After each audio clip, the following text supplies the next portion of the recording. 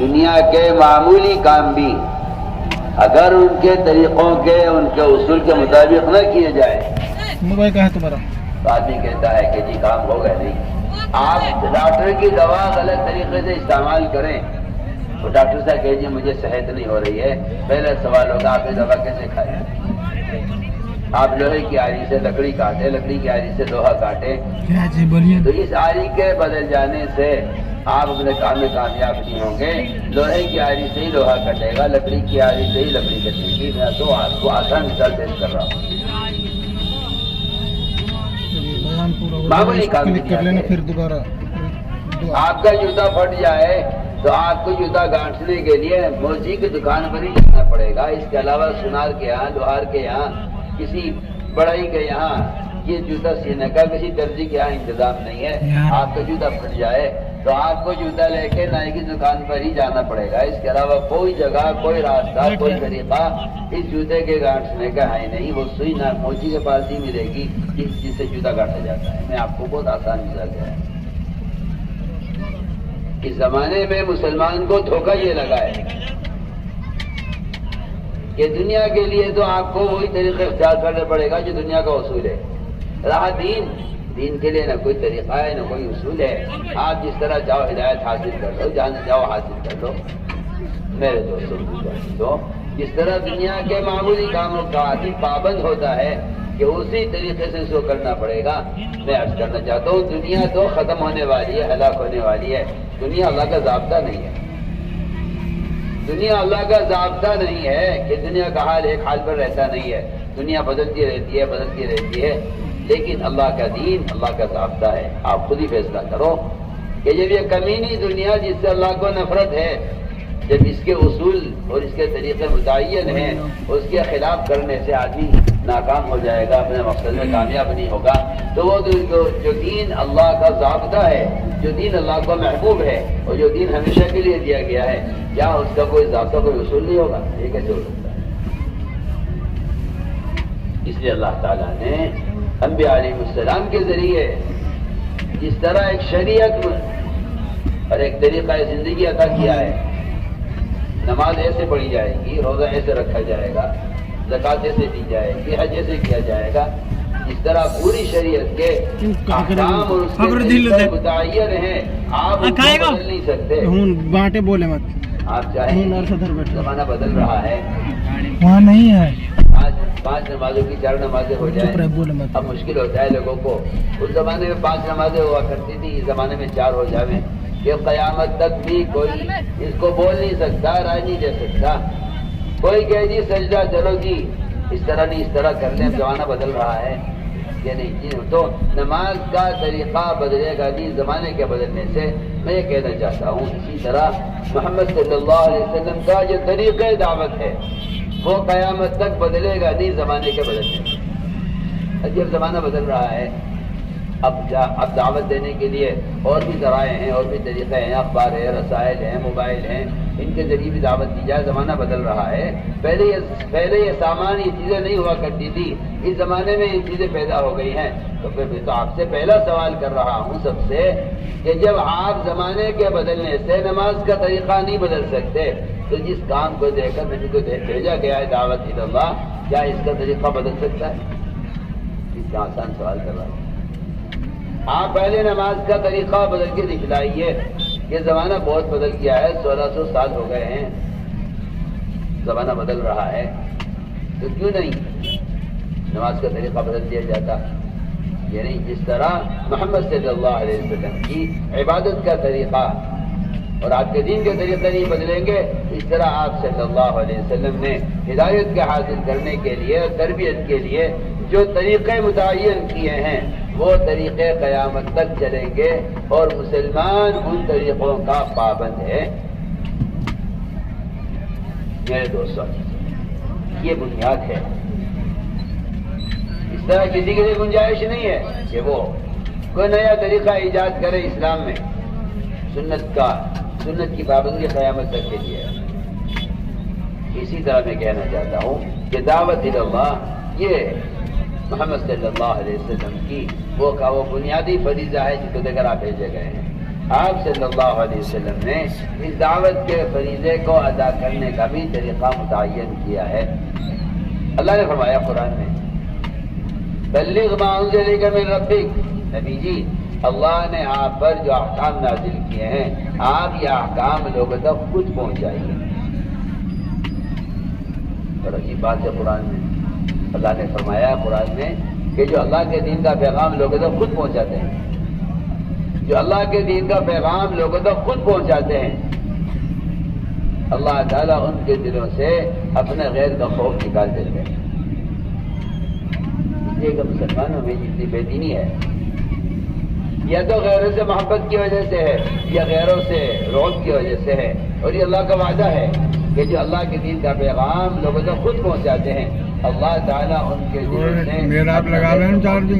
پہلی بات میں کہہ رہا ہوں سب سے پہلے ہر مسلمان کو سب سے پہلے یہ بات ماننی پڑے گی اور یہ بات تسلیم کرنی پڑے گی کہ دعوت کا فریضہ قلم سے، اخبار سے، رسائل سے، موبائل سے، دنیا جہان کی آلات و ذرائع سے دعوت کا فریضہ ادا نہیں ہوتا. اس دعوت کے فریضے کو ادا کرنے کے لیے بدن کا استعمال شرط ہے. سن رہے بات اچھی طرح دھیان سے سننا بات. آپ کسی ذریعے سے دین کی بات لوگوں تک پہنچا دیں اس سے آپ کا دعوت کا فریضہ ادا ہو جائے. میں بالکل بے تکلف آپ سے کہہ رہا ہوں دعوت کا فریضہ بدنی فریضہ ہے. آپ کسی مشین کے ذریعے نماز ادا کر لیں یا کسی مشین کے ذریعے آپ کی طرف سے نماز ادا ہو جائے یا کوئی مشین آپ کی طرف سے حج کر لیں ذکر کر لیں تو ذکر کا، حج کا، نماز کا، عبادت کا، روزے کا فریضہ ادا نہیں ہوگا جب تک آپ اس کے لیے اپنے بدن کو استعمال نہ کریں. میں یہ کہنا چاہتا ہوں اسی طرح انسان کا بدن ہے، اس کے بغیر اس کے علاوہ کسی اور ذریعے سے دعوت کا فریضہ ادا نہیں ہوگا، نہ قلم سے، نہ اخبار سے، نہ رسائل سے، موبائل سے. آپ دین کا پیغام لوگوں تک بھیجتے رہیں پڑے پڑے. اس سے میں قسم کھا کر کہتا ہوں اس سے دعوت کا فریضہ ادا نہیں ہوگا. اچھی طرح میری بات کان کھول کے سننا. دعوت بدنی فریضہ ہے، نماز بدنی فریضہ ہے. آپ کو نماز پڑھنے کے لیے بدن کو استعمال کرنا پڑے گا. آپ بتا دو ایسی کوئی مشین بن جائے جو مشین رکوع، سجدہ، قوم، قاعدہ، جلسہ، تحیات، سبحانک اللہم، دعائیں، سلام پھیر لے، سب کچھ وہ مشین کر لے. ایسا ہونا کوئی مشکل نہیں ہے. اس زمانے میں ٹیکنالوجی بہت ترقی کر رہی ہے. اگر ایسی کوئی مشین تیار ہو جائے تو کوئی مشکل نہیں ہے، بہت آسانی سے ہو جائے گی. کیا ہو سکتا ہے کہ آپ تو سو جائیں اور مشین آپ کی نماز ادا کرنے ہو سکتا ہے؟ میں ایک سوال کرو سب سے بولو کوئی ہاں نام ہے تو جواب تو دو کہ نہیں جی نماز تو ہوگی نہیں جب تک آپ خود نہیں پڑھیں گے نماز نہیں ہوگی. میں کہنا چاہتا ہوں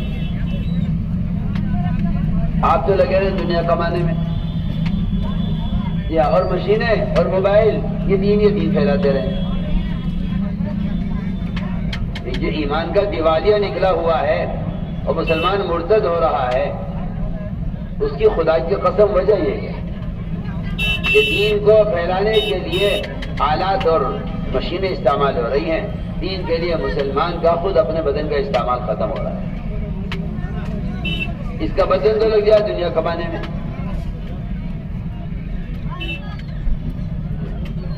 اور مشینوں سے دین کی باتیں پھیلاتے رہو اور کہتے رہو جی ہم تو دین پھیلا رہے ہیں. سوچو جبکہ میں نے عرض کر دیا کہ دعوت ایسا بدنی فریضہ ہے جس کے لیے بدن کا استعمال شرط ہے. حدیث ہے فرمایا جو تم میں سے گناہ ہوتے ہوئے دیکھے من رأى منکم منکرا فلیغیرہ بیدہ، جو تم میں سے گناہ ہوتا ہوا دیکھے اسے چاہیے کہ اس کو اپنے ہاتھ سے بدلے. کیا مطلب ہاتھ سے بدلنے کا؟ ہاتھ سے بدلنے کا مطلب یہ ہے کہ ایک آدمی نعوذ باللہ اللہ نہ کرے کوئی مسلمان بہکائی میں آ کر غلطی سے کسی گناہ کی جگہ پہ چلا گیا جو ایک حلقے پہ جا کے بیٹھ گیا، شراب کے اڈے پہ جا کے بیٹھ گیا.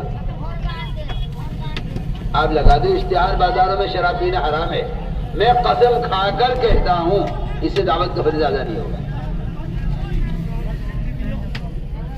اس سے کوئی دعوت کا فریضہ، اس دعوت کا فریضہ آپ کے ذمہ بدنی ہے. آپ جائیے اس کا ہاتھ پکڑ کر اسے سمجھا کر شراب کے اڈے سے اٹھا لاؤ مسجد میں، تو کہا جائے گا کہ ہاں آپ نے دعوت کا فریضہ ادا کیا. اس طرح نماز میں اپنے ہاتھ باندھنا یہ نماز کا عمل ہے. ایسے ہی میں کہنا چاہتا ہوں کہ دعوت میں گناہ کرنے والے کے جا کر اپنے ہاتھ سے اس کا ہاتھ پکڑنا، صرف کہہ رہا ہوں میں، صرف یہی فریضہ ہے جس سے دعوت کا، یہی طریقہ ہی دعوت کا فریضہ ادا ہوگا. سنو کان کھول کے میری بات، بہت میں کچھ کہہ رہا ہوں. حدیث ہے جو تم میں سے گناہ ہوتا ہوا دیکھے اس کو چاہیے پھر اس کو اپنے ہاتھ سے بدلے. یہ تو نہیں کہا قلم سے بدلتے، اخباروں سے بدلتے، پوسٹر لگا دے جگہ جگہ بازاروں میں، نامحرم کو دیکھنا حرام ہے، پوسٹر لگا دے بازاروں میں سود کھانا حرام ہے. اس سے دعوت کا فریضہ ادا بھی نہیں ہوگا. میں کہتا ہوں کہ اس سے آدمی سود سے، جھوٹ سے یا بد نظری سے باز بھی نہیں آئے گا. لیکن دعوت کا فریضہ نہیں ادا ہوا. صاف صاف بات. جو کہ نہیں جی ایسے بھی ہو جائے گا وہ حدیث کا انکار کر رہا ہے. کیونکہ حدیث میں یہ ہے کہ جو تم میں سے گناہ ہوتا ہوا دیکھ رہا ہے اس کو چاہیے اس کو اپنے ہاتھ سے بدلے. بتائیے حدیث کا کیا جواب ہے آپ کے پاس؟ سوچو. یہ آج کل لوگ کہتے ہیں کہ یہ دعوت دینے کا مقصد یہ ضروری تھوڑی ہے کہ آپ خود جا کر دعوت دیں. اخبار سے، رسائل سے، موبائل سے، اس سے بھی دعوت دی جا سکتی ہے. بولیے. حدیث کا انکار کر رہا ہے. حدیث میں ہے کہ آپ منکر کو اپنے ہاتھ سے بدلیں. گناہ کرنے والے کا ہاتھ پکڑ کے اس میں لے آؤ. اور اگر آپ یہ نہیں کر سکتے تو دوسرا طریقہ یہ ہے کہ آپ جائیں گناہ کرنے والے کے پاس اور اس کو زبان سے سمجھا کر اس میں لے آئیں. یہ آپ کے ایمان کا درمیانہ درجہ ہے. اگر آپ یہ بھی نہیں کر سکتے، آپ کسی ایسی جگہ ہیں جہاں آپ زبان کھولیں گے تو آپ کو قتل کر دیا جائے گا، تو سب سے کمزور ایمان اس وقت کا ہے جو دل سے اللہ سے دعائیں کر کے اس گناہ کو ختم کرے.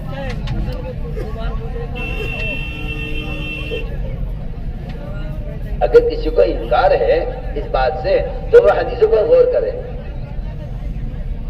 حدیث میں آتا ہے سارے مسلمان ایک کشتی میں سوار ہیں، چاہے امریکہ میں رہتے ہوں، یورپ میں رہتے ہوں، افریقہ میں رہتے ہوں، ہندوستان میں رہتے ہوں، کہیں رہتے ہوں، ساری دنیا کے مسلمان ایک کشتی کے سوار ہیں. ساری دنیا کے مسلمان ایک کشتی کے سوار ہیں. حدیث ہے. اس کشتی میں کوئی سوراخ کرنے لگے. بتاؤ جی حدیث نے کیا فرمایا؟ یہ تو نہیں فرمایا کہ بھائی اعلان کر دو کہ سوراخ نہ کرے، تو جو سوراخ کرے گا وہی ہلاک ہوگا، آپ بچ جائیں گے. ایسا ہو سکتا ہے؟ ارے بولو. اب یہ کشتی میں جگہ جگہ پوسٹر لگا دے، اشتہار لگا دے. ارے بھائی کوئی کشتی میں سوراخ نہیں کیجو، جگہ جگہ لکھ دو. نہیں کوئی جی ہماری ذمہ داری پوری ہو گئی ہے، اب تو جو سوراخ کرے گا وہی ڈوبے گا. ریکارڈنگ کہ نہیں. السلام علیکم.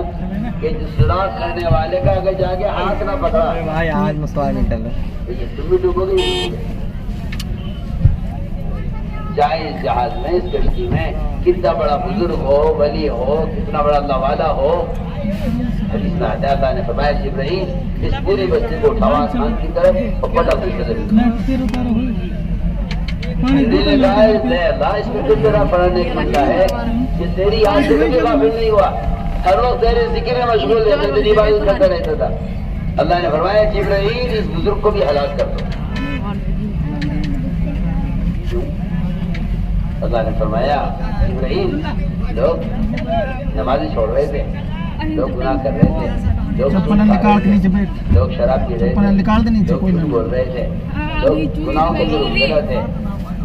لیکن یہ جو عابد ہے کہ اپنی نماز میں لگا رہا، ذکر میں لگا رہا، تلاوت میں لگا رہا، اسے کبھی ان کو روکنے کا خیال نہیں آیا اور اس نے انہیں کبھی نہیں روکا گناہ سے، انہیں کسی بھی ہلاک. بتاؤ اس چیز کا کیا جواب ہے؟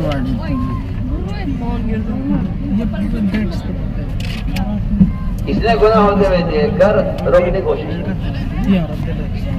چھت پہ درد ہے. ہم کیا کر رہے ہیں کہ کشتی میں جو سوراخ کر رہا ہے وہ اصل میں گناہ کرنے والا ہے. اگر تم نے جا کے اس کا ہاتھ پکڑ لیا تب تو کہا جا سکتا ہے کہ ابھی سوراخ کرنے سے آپ روک دے. اور اگر تم نے اسے چھوڑ دیا اس کے حال پر سوراخ کر دیا اس نے منع کر دیا تھا ختم ہو گئی. آپ کی ذمہ داری یہ نہیں تھی کہ آپ اعلان کر دیتے یا آپ کی ذمہ داری یہ نہیں تھی کہ آپ بھائی آپ لوگ کیوں کھڑے کس نے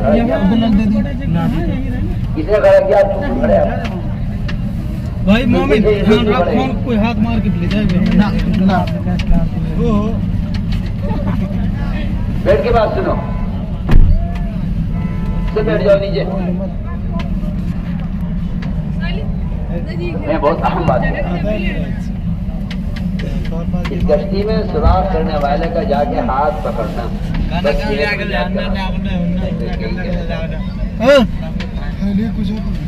یہ کشت سب سے پہلے کشت کا مقصد ہے اپنے ایمان میں کمال دینا. پہلا مقصد ہے پہلی صفت 6 نمبروں میں اپنے ایمان میں کمال پیدا کرنا. یہ گشت ہے اسی لیے صحابہ گشت کرتے اسی لیے تھے تاکہ ایمان کی تکمیل کریں. ہم تو آج بھی کہتے ہیں تبلیغ میں گشت کرنا ایمان کی تکمیل کے لیے ہے. تبلیغ میں گشت کرنا اپنے ایمان کی تکمیل کے لیے. کیوں؟ گشت کا مقصد ہے وہ لوگوں کو نیکی پر آمادہ کرنا. ایک آدمی کا ہاتھ پکڑ کے اسے نماز کے لیے مسجد میں لے آنا اسے کہتے ہیں امر بالمعروف. ایک آدمی کو شراب کے اڈے سے اٹھا لانا اسے کہتے ہیں منکر سے روکنا. آپ کتاب لکھتے ہیں منکر سے معروفات کی کتابیں چھاپ دیں آپ. وہ معروفات علم ہے دعوت میں. کتاب پڑھ لو جی. کتاب پڑھ کے میں سمجھ جاؤں کہ ہاں بھائی یہ گناہ ہے یہ نہیں کرنا مجھے یہ نیکی ہے یہ کرنی ہے مجھے کہ نہیں. اس سے دعوت کا پھر زیادہ نہیں ہوتا. اس سے آپ کو حرام حلال کی معلومات تو حاصل ہو جائے گی لیکن ایمان جو بنے گا وہ میں تمہیں تو آپ سے بے تکلف کہہ رہا ہوں. ایمان جو بنے گا وہ تو بھلائی کا حکم کرنے سے برائی سے روکنے سے ہی بنے گا.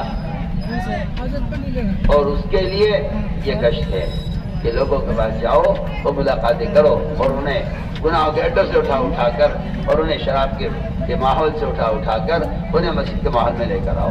اسے کہتے ہیں امر بالمعروف نہی عن المنکر کی عملی. اسی کو اللہ نے قرآن میں بیان کیا ہے کہ ایمان میں کمال چاہتے ہو تو لوگوں کو نیکی پر آمادہ کرو اور لوگوں کو برائی سے بچانے کی کوشش کرو. تأمرون بالمعروف وتنہون عن المنکر باللہ کہ ایمان باللہ یہ ہے کہ آپ لوگوں کو برائی سے بچانے کی کوشش کریں اور لوگوں کو نیکی پر آمادہ کریں. اس سے ایمان میں کمال پیدا ہوگا. لوگوں کو شکار ہوتا ہے جی کیا ایسے ایمان بنے گا؟ کیا تبلیغ جماعت کا طریقہ ایمان بننے کا ہے؟ یہ تبلیغ جماعت کا طریقہ نہیں ہے یہ صحابہ کا طریقہ ہے. وہ اپنے ایمان میں کمال اسے پیدا کرتے تھے. میں تو علماء سے بھی کہتا ہوں آپ سے بھی کہتا ہوں امام بخاری کا مذہب ہے کہ ایمان میں زیادتی ہوتی ہے. امام بخاری رحمۃ اللہ علیہ کا مذہب ہے کہ ایمان بڑھتا ہے حالت پر نہیں رہتا. اور دلیل یہ ہے کہ معاذ بن جبل رضی اللہ تعالیٰ عنہ بازاروں میں لوگوں سے ملاقاتیں کرتے تھے ہاتھ پکڑ کر خوشامد کرتے تھے اور کہتے تھے کہ چلو آؤ بیٹھو ہمارے ساتھ ایمان کے حلقوں میں ہمارے پر ایمان لائیں گے. وہ صحابہ کو دعوت دے کر وہ ایمان کے حلقوں میں جوڑتے تھے اور کیا کرتے تھے کہ آؤ بیٹھو اپنے پر ایمان لائیں گے. امام بخاری فرماتے ہیں دیکھو ایمان کی زیادتی اس طرح ہوتی ہے. بتائیے اس سے بڑی دلیل کیا ہوگی کہ امام بخاری رحمۃ اللہ علیہ وہ ایمان کے بڑھنے کو جو ثابت کر رہے ہیں حضرت معاذ بن جبل کے عمل سے ثابت کر رہے ہیں.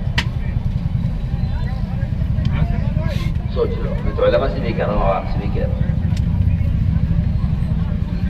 آپ سوچیں گشت کرنا کوئی فرض کوئی واجب ہے. میں کہتا ہوں کہ امر بالمعروف نہی عن المنکر کے لیے گشت ہے. اس سے اندازہ کر لینا کہ گشت کی کیا اہمیت ہے.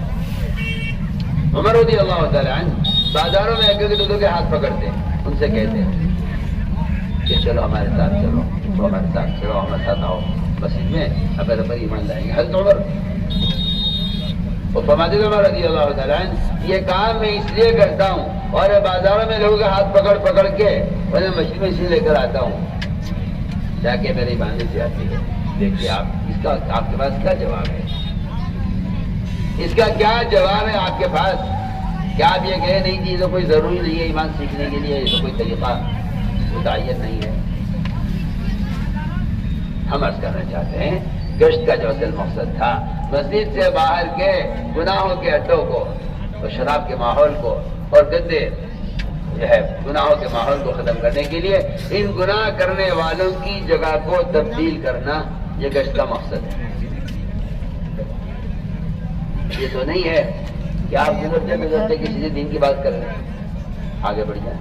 جو ملاقاتیں ہوتی ہیں نا ملاقاتیں کہ جن سے ملاقات ہوئی انہوں نے دین کی دعوت دی، جن سے ملاقات ہوئی دین کی دعوت دے دی، ان سے ملاقات ہو گئی ان کے گھر بیٹھ کے بات کر لی، ان کے پاس چلے گئے ان کے دفتر بیٹھ کے بات کر لی، ان کے یہاں چلے گئے ان کے کارخانے میں بیٹھ کے بات کر لی. کیا بتاؤں آپ کو؟ میرا سوال ہے آپ کا رشتے دار، آپ کا دوست، آپ کا پڑوسی کسی کنویں میں گر جائے، اللہ نہ کرے کسی گڑھے میں گر جائے اور آپ گزرتے گزرتے اس سے کہیں بھائی صاحب آپ باہر آ جاؤ، آپ ہلاک ہو جاؤ گے، آپ سمجھا دیں انہیں کہ یہاں رہنا ٹھیک نہیں ہے، آپ باہر نکل آؤ. اس کی بات سمجھا کہ آپ آگے بڑھ جاؤ. تم مجھے بتاؤ کیا تمہاری ذمہ داری پوری ہو جائے گی؟ ارے کوئی ہاں نہ میں جواب دے گا میری بات.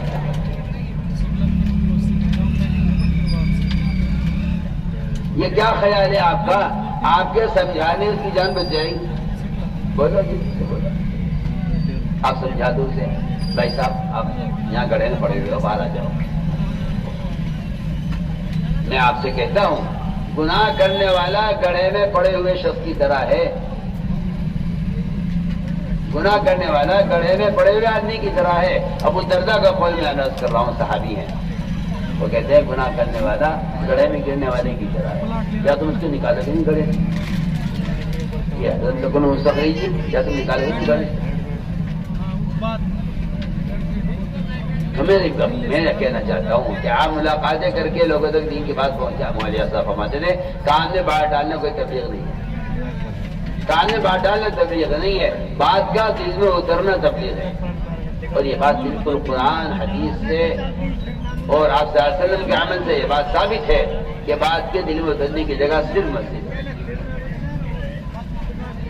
اس لیے حدیث میں قرآن میں صاف فرما دیا کہ ایمان والے وہ ہیں جو مسجدوں کا عمل سے آباد رکھتے ہیں. مجھے یہ بات یاد رکھیو کہ مومن مشرک کے درمیان مسجد کو آباد کرنے کا فرق ہے. غیر مسلم اور مشرک کے بارے میں قرآن نے کہا ہے کہ وہ مسجدوں کا آباد کرنے والے نہیں ہیں، لیکن سارے ایمان والے مسجدوں کا آباد کرنے والے ہیں. تو میں نے عرض کر دیا کہ آپ گزرتے گزرتے کسی کو دین کی بات کان میں ڈال دیں. یہ ایسا ہے جیسے کسی گڑھے میں گرے ہوئے آدمی کو آپ نکلنے کی ترغیب دے دیں کہ بھائی باہر آ جاؤ. جی اس کو سہارا چاہیے.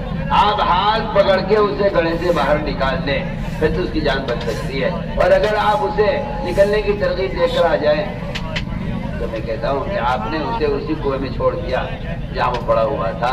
اس سے تو ذمہ داری ادا کی. میں نے پہلی بات پہلا مقصد اس تبلیغ اور دعوت کا پہلا نمبر پہلی صفت ایمان میں کمال پیدا کرنا ہے. اور اس ایمان کی تکمیل کا طریقہ یہ ہے کہ آپ خود اپنا وقت فارغ کریں، روزانہ مسجد کے اطراف میں لوگوں سے ملاقاتیں کر کے انہیں گناہوں کے ماحول سے نکالیں اور انہیں اللہ کا فریضہ ادا کرنے کے لیے تیار کریں. اسے کہتے ہیں بالمعروف و نہی عن المنکر کی عملی محنت. یہی صحابہ اکرام کا طریقہ تھا اپنے ایمان میں کمال پیدا کرنے.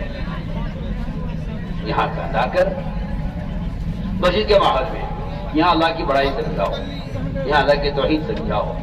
دیکھو یاد رکھو تم نے کتاب میں اللہ کی بڑائی پڑھ لی، تم نے کتاب میں اللہ کی بڑائی پڑھ لی. یہ اللہ کی بڑائی کی معلومات ہے، یہ اللہ کی بڑائی کی معلومات ہے. تم نے کتاب پڑھ لی، کتاب میں تم نے اللہ کی بڑائی پڑھ لی، یہ اللہ کی بڑائی کی معلومات ہے. اللہ کی بڑائی دل میں جب پیدا ہوگی، جب بندہ خود اللہ کی بڑائی کو بولے گا. میں کیا کہہ رہا ہوں، آپ سمجھو کتاب پڑھ کے ایمان آ جائے گا، اور کتاب پڑھنے سے اللہ کی بڑائی دل میں بیٹھ جائے گی. صاف کہہ رہا ہوں، ایسا کہیں ہے ہی نہیں. اذا ذکر اللہ وجلت قلوبهم وَإِذَا تُلِيَتْ عَلَيْهِمْ آيَاتُهُ زَادَتْهُمْ إِيمَانًا.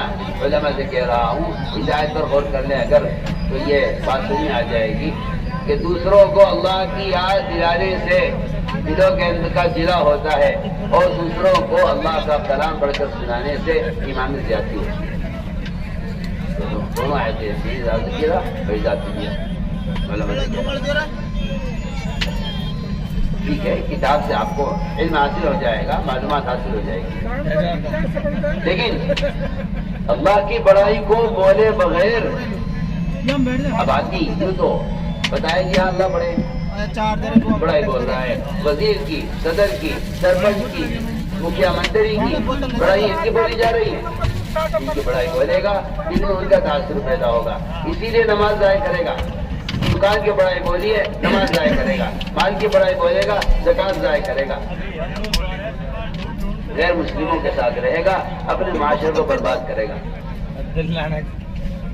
اللہ کی بڑائی کے بولنے سے اللہ کی بڑائی دل میں اترتی ہے. یا ایھا الناس وحدوا اللہ. یہ مطلب نہیں ہے اس کا کہ تم اللہ کو ایک مان لو. وحد اللہ کا مطلب یہ نہیں ہے تم اللہ کو ایک مان لو.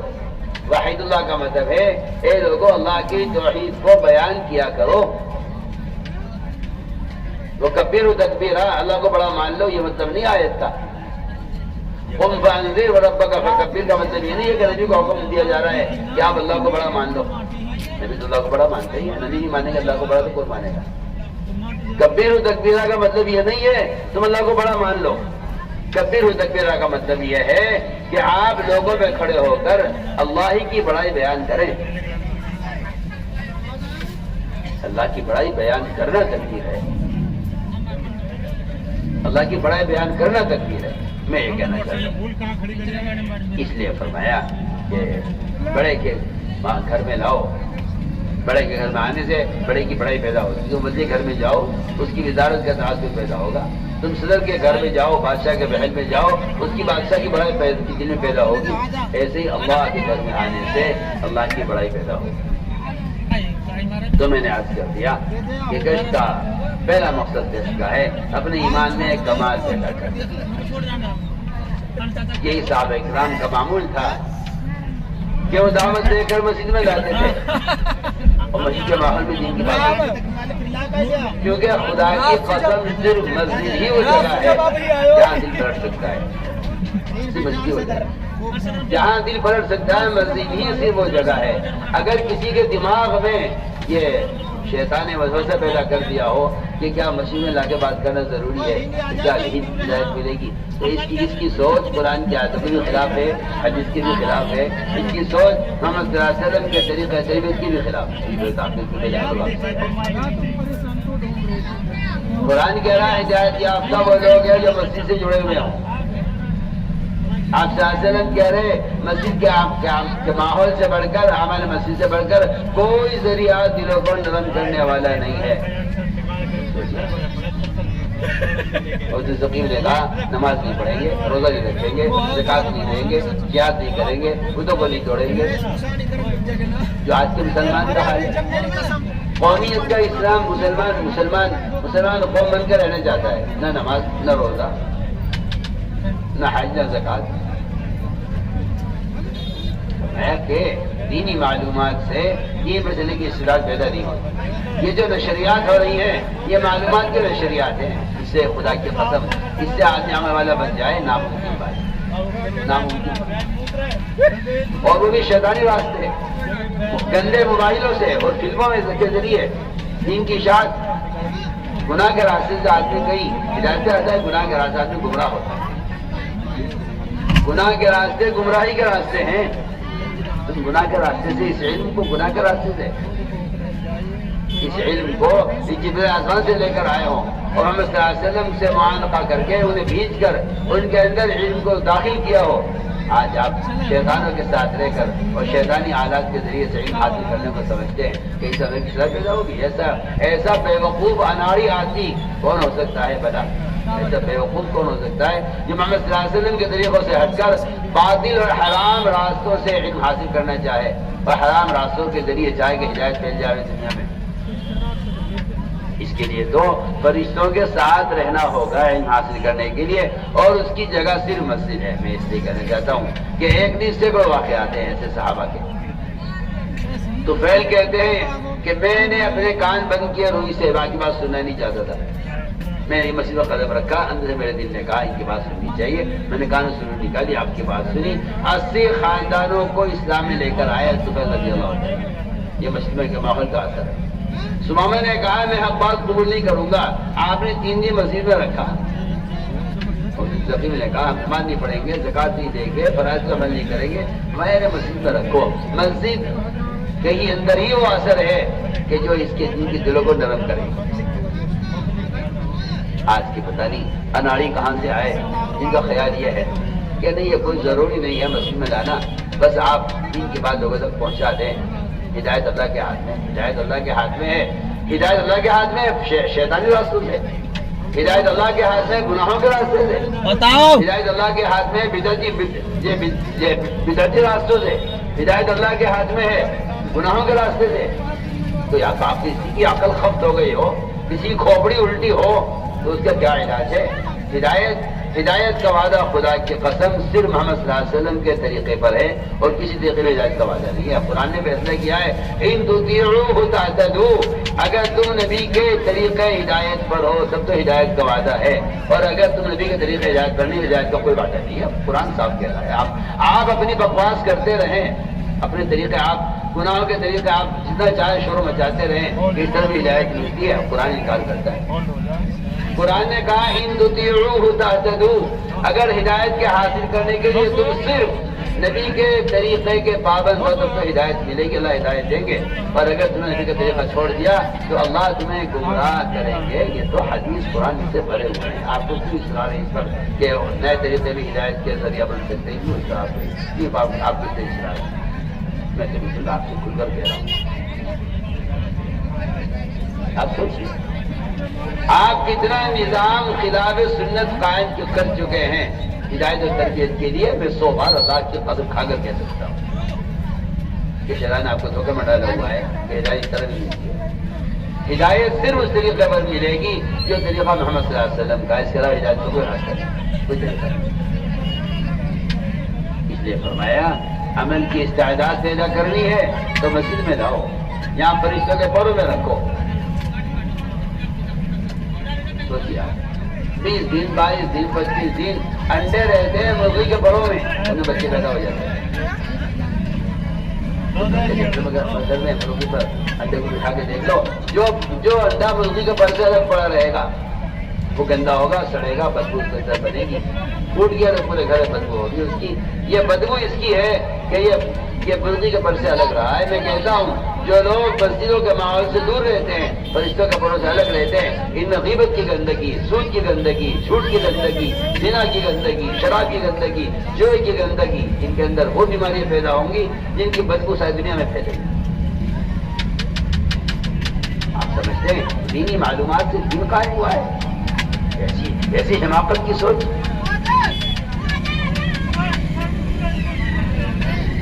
کہاں علم جبرائیل کی صحبت سے نبی کو مل رہا ہے اور نبی کی صحبت سے صحابہ کو مل رہا ہے۔ آج ان گندے موبائل کی صحبت سے علم حاصل ہوگا؟ کسی کی عقل خفت ہو گئی ہو، کسی کھوپڑی الٹی ہو گئی ہو، وہ تو یہ بات کر سکتا ہے کہ شیطانوں کی صحبت سے اور گندی فلموں کے دیکھنے سے کہ علم حاصل ہوتا ہے۔ اس لیے ان شیطانی راستوں سے ہٹ کر ہمیں پلٹنا پڑے گا سب کو اجتماعی طور پر اس طریقے محنت کی طرف جو طریقہ محنت محمد صلی اللہ علیہ وسلم کا ہے۔ یہ صحابہ کی طرح گشت کرو بازاروں میں اور لوگوں کو ان کے ماحول سے اٹھا کر مسیح کے ماحول میں لاؤ۔ صحابہ خوشامد کر رہے ہیں، صحابہ کی وہ جو سارے صحابہ پورے دن پر قائم تھے ان کی خوشامد کر کر کے مسجد میں لایا جا رہا.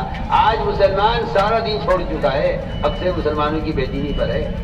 آپ کہتے ہیں مسجد میں آنے کو ضروری ہے؟ میرے دوست میں نے پہلی بات تربیت کا, تعلیم کا, عمل کی اصلاح کے پیدا ہونے کا جو سب سے بنیادی سبب اور ذریعہ ہے وہ صرف مسجد کا ماحول. اس لیے میں نے پہلی صفت بیان کیا, ایمان ایسے بنے گا. صاحب ہمارے حدیث میں جس کو بکثرت مسجد میں آتے جاتے دیکھو اس کے مومن ہونے کی گواہی دے. یہ پہلی صفت ہے, صفت ایمان, جس کو حاصل کرنے کا خدا کی قسم یہی واحد طریقہ ہے. میں واحد کہہ رہا ہوں, واحد کہہ رہا ہوں. آپ کو اشکال ہے, آپ کو اشکال اس لیے ہے کہ آپ رواجی طریقوں کی باتیں کرتے ہیں, ہم سنت طریقوں کی باتیں کرتے ہیں. آپ کو اشکال ہے, اعتراض کیا سب کو میں تو آپ سے بے حجاب بات کرتا ہوں. آپ کو شیطانی طریقے اچھے لگتے ہیں سنت کے مقابلے, اور ہمیں سنت طریقے اچھے لگتے ہیں تمہارے شیطانی طریقوں کے مقابلے. سوچو, کان کھول کر سوچو, غور کرو, کان کھول کر. آپ کو نیا طریقہ تعلیم, نیا طریقہ تربیت دیا ہے, نہ اس میں ہدایت ہے, نہ اس میں تربیت ہے, نہ اس میں عمل کی اصلاح. اتنا دین نشر ہو رہا ہے, اتنا ارتداد ہے, گاؤں کے گاؤں مرتد ہو رہے ہیں. گہرا ہوتا ہے کہ اپنے ایمان کی تکمیل کا واحد طریقہ ہے کہ آدمی لوگوں کو دیکھے پر عمل ہے. ہمارا گشت کا مقصد ہی ہم معروف نہ منکر, یہ گشت کا موضوع ہے جو ایمان کی تکمیل کا ایک واحد سبب ہے. اور علماء نے لکھا ہے جو آدمی نماز اتنی پڑھے کہ اس کی پریشانی سیاہ ہو جائے, روزے اتنے رکھے مسلسل رمضان کے علاوہ پورے سال کہ اس کے اور خوش پڑ جائے, اور زکات اس پر ادا کرتے. علماء نے لکھا ہے کہ ایمان کا کمال صرف یہ نہیں ہے, اور ایمان کی علامت صرف یہ نہیں ہے کہ آپ بڑے دیندار ہیں, بڑے تاجر گزار ہیں اور بڑی تلاوت کرنے والے ہیں. ایمان کا کمال یہ ہے اور ایمان کی علامت یہ بھی ہے کہ آپ لوگوں کو نیکی پر آمادہ کرتے ہیں یا نہیں, لوگوں کو اس طرح کے دوست جو روزانہ وقت فارغ کرنا پڑے گا ہر مسلمان کو, کیونکہ بالکل واضح بات ہے مسلمان غیر مسلم کے درمیان جو فرق ہے مسجد کو آباد کرنے کا فرق ہے. اس آج سے لوگ یہ سمجھتے ہیں کہ مسجد کی آبادی تبلیغ جماعت کا کام ہے, حالانکہ مسجد کی آبادی ہر مومن کا کام ہے. مسجد کو آباد کرنا ہر مومن کا کام ہے. قرآن نے صاحب کہا انما المساجد من آمن باللہ ما کان المشرکین یعمرون مساجد اللہ, مشرکین مسجد کو آباد نہیں کریں گے, سارے ایمان والے مسجد کو آباد کریں گے. 100% ایمان والے کے ذمہ ہے مسجد کو آباد کریں. اس طرح ہمیں خود مسجد والا بننا ہوگا اور ہر فرد کو دعوت دے کر مسجد سے جوڑنا ہوگا. دوسری بات یہ ہے کہ ایمان کے بعد سب سے اونچا درجہ نماز کا ہے. ایمان بالغیب اور اس کا کام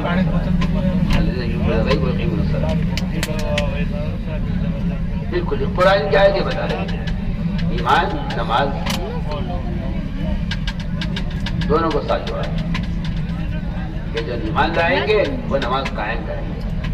میرے دوستوں جو ہمارے گشت کا موضوع ہے یہ ایک مسلمان سے اس وقت کی نماز ادا کروانے کی کوشش کرنا, یہ گشت کا موضوع ہے. آ جاؤ بھائی نماز کے لیے آ جاؤ.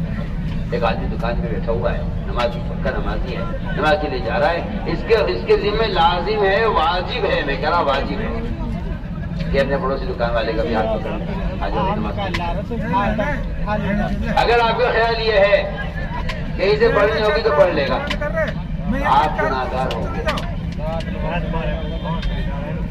آپ سن لو کان کھول. اگر آپ کا پڑوسی نماز نہیں پڑھتا تو گناہ اس کو نہیں ملے گا, صرف گناہ آپ کو بھی ملے گا. میں بھی کیا بول رہا ہوں, آپ کا دکاندار پڑوسی, آپ کا گھر کا پڑوسی, آپ کی گلی کا پڑوسی, اگر آپ کو نماز پڑھتے پابندی سے آپ کا پڑوسی نماز نہیں پڑھتا تو آپ یہ مت سمجھنا گناہ اسے ملے گا, وہ نماز نہیں پڑھتا, گناہ آپ کو ملے گا. اور آج یہ مت سمجھنا کہ اگر اللہ کا عذاب آئے گا تو بے نمازی پر آئے گا، نمازی پر بھی عذاب آئے گا، نماز پڑھنے والوں پر بھی عذاب آئے گا۔ کیوں؟ ہماری کیا غلطی ہے؟ ہم تو پڑھتے تھے کہ تم نماز تو پڑھتے تھے لیکن تم دوسروں کا نماز پر آمادہ نہیں کرتے تھے۔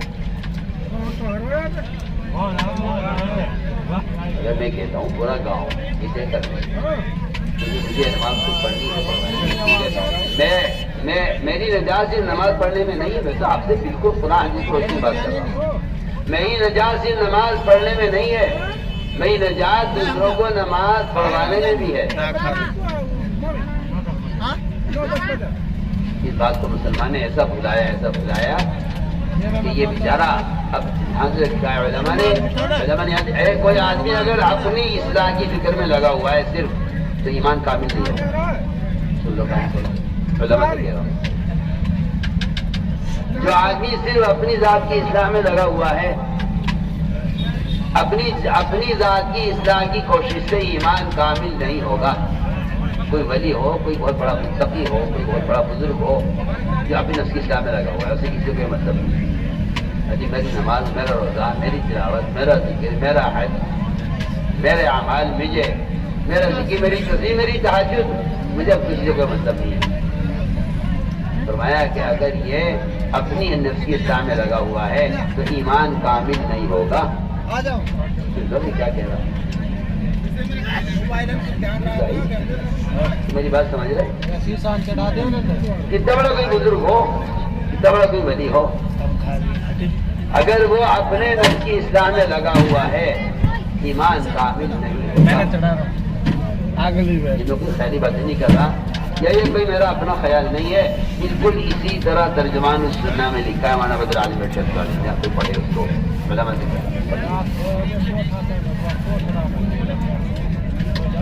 اپنی کمالات عملیہ، اپنی ذات سے کمالات علمیہ دونوں لکھا ہے۔ جو چاہے کمال حاصل کر لیں لیکن اس کا ایمان کامل نہیں ہوگا جب تک یہ دوسروں کو دعوت نہیں دے۔ فرمایا تمام نفوس کی اصلاح پر موقوف ہے اس کے ایمان کا کمال۔ اپنے نفس کی اصلاح کی کوشش سے ایمان کامل نہیں ہوتا۔ جو آدمی اپنی ذات کے اعتبار سے اعمال کی پابندی کرے، نماز، روزہ، حج، زکات، ذکر، تلاوت، تہجد، عبادت، روزے، نماز، حج سب کچھ کرے، جب تک دوسروں کو آمادہ نہیں کرے گا نیکی پر اور دوسروں کو برائی سے بچانے کی خود کوشش نہیں کرے گا، ایمان کامل نہیں ہوگا۔ پکی بات کوئی گشت نہیں تھوڑی ہے، کسی چاہے کر لو چاہے چھوڑ، اپنے ایمان کی تکمیل کے لیے گشت، دوسروں کو نیکی پر آمادہ کرنا، اپنے آپ کو عذاب سے بچانے کے لیے۔ قرآن نے صاف کہا ہے اگر اللہ کا عذاب آیا نہ ماننے والوں پر تو نجات صرف ان کو ہوگی جو دوسروں کو دعوت دیا کرتے۔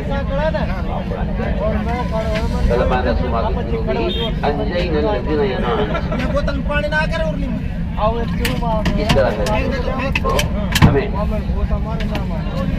اس طرح لوگوں کو نماز کے لیے تیار جو آدمی لائے گا وہ تو نماز پڑھے گا، بات ہے۔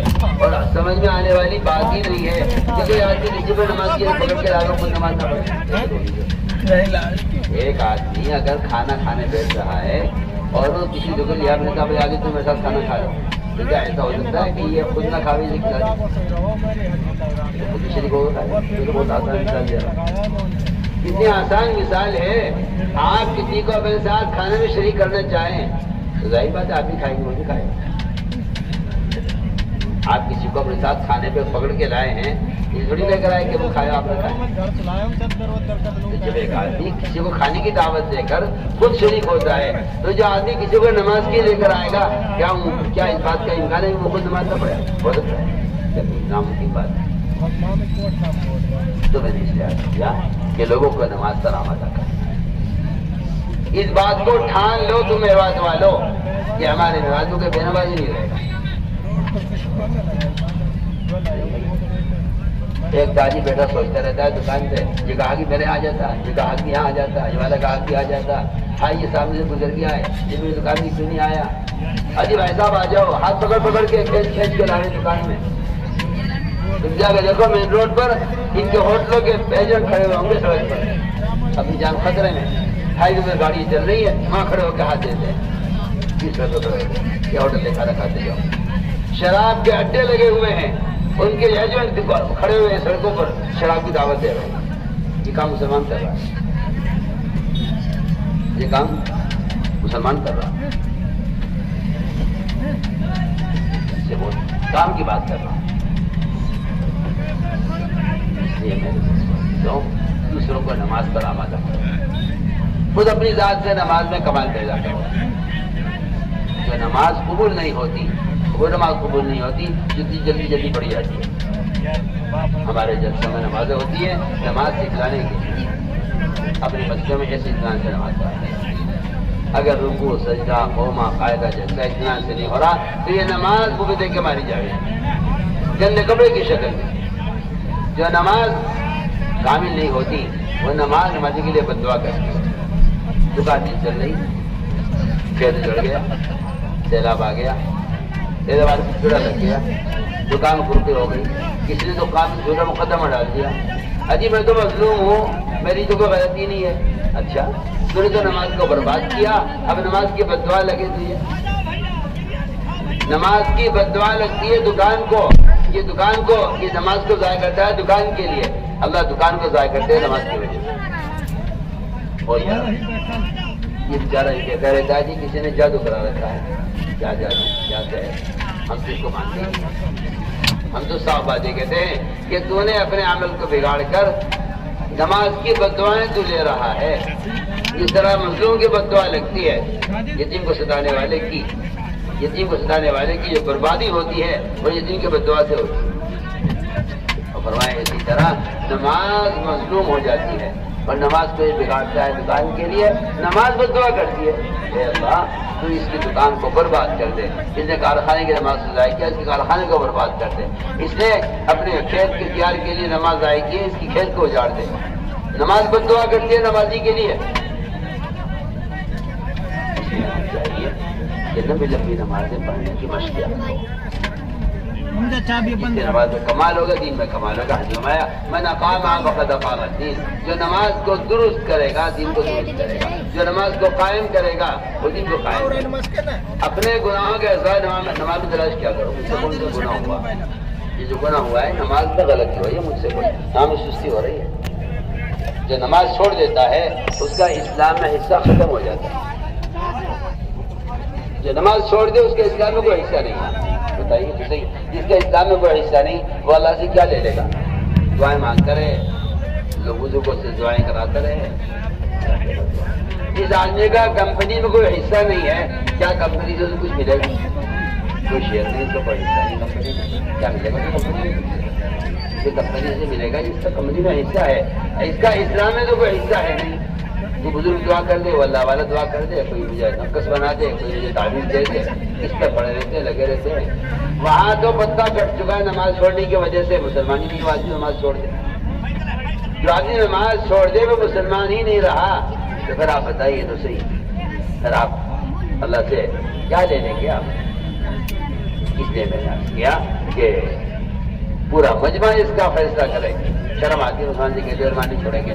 नमाज पढ़ने को हुक्म तो काफिर को दिया जाता था अल्लाह के रसूल के ज़माने में। बढ़िया जगह जगह आपको मिलेगा। कुफ़ार ये कहते थे कि मोहम्मद सल्लल्लाहु अलैहि वसल्लम हमें नमाज का हुक्म देते हैं। अबू सुफियान ने कहा था बादशाह से, कान यामुरुना बिस्सलाम, आपने नमाज का हुक्म देते हैं। मुसलमान जी के नमाज पढ़ेंगे, मुसलमान नमाज छोड़ दें। वहाँ तो काफिर नमाज पढ़ लिया करता था। वासिम बिन अस्क़र रज़ी अल्लाह तआला अन्हु ने इस्लाम पूरे पे नमाज पढ़ी है, जमात के बाद एक घंटा नमाज के बाद। इसलिए मैंने अर्ज किया कि भी नमाजों में कमाल करें, तहज्जुद का, इशराक का, चाश का, वाबीन का। जमात में निकलने की गरज ही यही है। यहाँ दुकान में लगा रहता हूँ, नमाज अपने छूट जाती हैं। यहाँ दुकान से मशहूर रहते, कभी कभी सुन्नतें छूट जाती हैं। आहिस्ता आहिस्ता सुन्नतों का नफरत मिजाज खत्म हो रहा। दिन भर खेत में थका रहा, تھکا رہا کہ جب کیا رات کو ہتیا لکھا ہوا ہے تہجد چھوٹ گئی، آہستہ آہستہ تہجد کی، شراب کی، جاج کی، نفسوں کی، سنتوں کی عادت ختم ہو گئی۔ اللہ حفاظ فرمائے، اللہ حفاظ فرمائے۔ بعض تو ایسے ہیں کہ جن کو فرائض کی بھی عادت ختم ہو چکی ہے، لوگ یہ سمجھتے ہیں جماعت میں تو جاہلوں کو نکالا جاتا ہے تاکہ جماعت سے نکل کے دین سیکھتے ہیں۔ عمر رضی اللہ تعالیٰ عنہ صحابہ کو نکالا کرتے جماعت صحابہ کو، وہ صحابہ جو نبی کے پیچھے نماز پڑھی ہوئی ہے ان کو عمر کہتے تھے تم نکلو لا کے راستے میں تاکہ تمہاری نماز میں کمال پیدا ہو جائے۔ عمر رضی اللہ تعالیٰ عنہ صحابہ کو جماعت میں بھیجتے تھے، مدینہ منورہ سے باہر نکالتے تھے۔ کیا مقصد تھا کہ نکلو اپنی چاروں چھوڑو کسی کے لیے، چھوڑو اسباب اور چھوڑو وہ اسباب جنہوں نے تمہیں نمازوں میں سست کیا ہوا ہے۔ اللہ کے راستے میں نکلو کچھ وقت کے لیے تاکہ وہاں تہجد ملے، وقت وقت ملے، تلاوت وقت ملے، تعلیم کا حلقہ وقت ملے، وہاں نماز تکبیر روزہ وقت ملے۔ کوئی دن جگہ تم مسجد کے باہر میں رہ کر یہ سارے اعمال وقت کرو گے تو تمہاری عادت واپس آ جائے گی اور تمہاری عادت ہو جائے گی نماز کی کرنے کی۔ ورنہ میں تو آپ سے بےتکلف کہتا ہوں کہ اگر کسی آدمی کو اس کے بستر پر موبائلوں میں دین دیکھتا رہے تو میں 100 بار اللہ کی قسم اگر کہتا ہوں اس سے خدا کی قسم کوئی فائدہ نہیں ہے۔ آپ بلا وجہ مصر ہے اس بات پر کیا یہ بھی طریقہ ہے، یہ شیطانی طریقوں سے کوئی ہدایت نہیں ہے، وہ تاکید چاہتا ہے۔ عمل کے ماحول میں رہنے سے آدمی عمل والا بنتا ہے۔ شیطانوں کے ساتھ رہے گا شیطان تو بن گیا، وہ تو آگے سمجھ میں بات۔ فرشتوں کے ساتھ رہنے سے عمل کی اصلاح پیدا ہو جائے یہ تری دماغ میں آتی نہیں ہے، کیونکہ صرف مسجد کا ماحول ہے جس سے فرشتوں کی صحبت ملے گی۔ حدیث میں آتا ہے اللہ کے گھروں میں سے کسی گھر میں جمع ہو کر جو لوگ اللہ کے تذکرے کرتے ہیں فرشتے اپنے پڑوس آسمان تک ان کو گھیر لیتے ہیں، اللہ ان سے بہتر مخلوق ان کا ذکر فرماتے ہیں۔ اصل بنیادی طور پر یہ چیز مقصود بھی ذات ہے کہ نکلو اپنے گناہ کے ماحول سے نکلو۔ لوگوں کو اشکال ہے نکلنا کیا ضروری ہے؟ بھائی دین سیکھو، دین سیکھو۔ عجیب عجیب الٹی کھوپڑی کے لوگ سوچیے ایک علماء ذکر ایک شخص نے 99 قتل کیے، ایک رائس سے کہا حلی میں توبت میری دعا قبول ہو جائے گی، میں نے اتنا قتل کر دیا۔ اس نے کہا اللہ تمہیں معاف نہیں کریں گے، اس نے اسے بھی قتل کر دیا۔ کتنے ہو گئے؟ 100 ہو گئے، 100 قتل ہو گئے۔ پھر ایک عالم سے کہا کیا میری توبہ قبول ہو جائے گی؟ عالم نے کہا ہاں اللہ تمہیں معاف کر دیں گے مگر تم اپنی بستی چھوڑ کے نکل جاؤ۔ عالم یہ کہتا بھائی توبہ کر لو، استغفار کر لو، آئندہ نہ کرنے کا پختہ ارادہ کر لو، اپنے فعل پر تمہیں ندامت ہو سچی اللہ سے توبہ کر لو، اللہ معاف کر دیں گے۔ عالم نے کیوں کہا اپنی بستی چھوڑ کے نکلو؟ کیوں کہا عالم نے؟ اور یہ حدیث صاف مطلب یہ ہے کہ آدمی گناہ کی جگہ کو چھوڑے۔ آپ سے آتے ہیں کی بجی کے ہمارے پتا ہوئے تو آپ بھی سوتے رہے گا، سوتے سوتے سوتے سورج نکل آیا۔ امام شافعی فرماتے رحمۃ اللہ علیہ کہ آپ صلی اللہ علیہ وسلم نے جو نماز یہاں ادا نہیں کی فجر کی، فرمایا آگے چھوڑ جانی پڑیں گے۔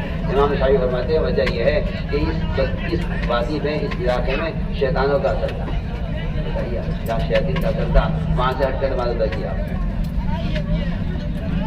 جہاں بستی کی بستی نماز چھوڑے ہوئے ہے وہاں کتنے شیاطین کا اثر ہوگا۔ اور آپ دیکھیں نکلنے کا ضروری ہے۔ عالم کہہ رہا ہے قاتل سے اپنی بستی چھوڑ دو۔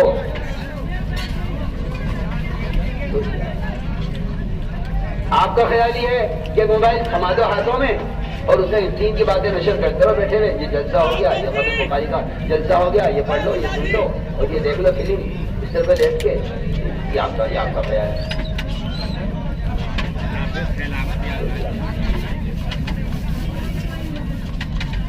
تک آدمی اپنی جگہ سے نہ ہٹے۔ میں اس کی مثال دیتا ہوں آپ کو۔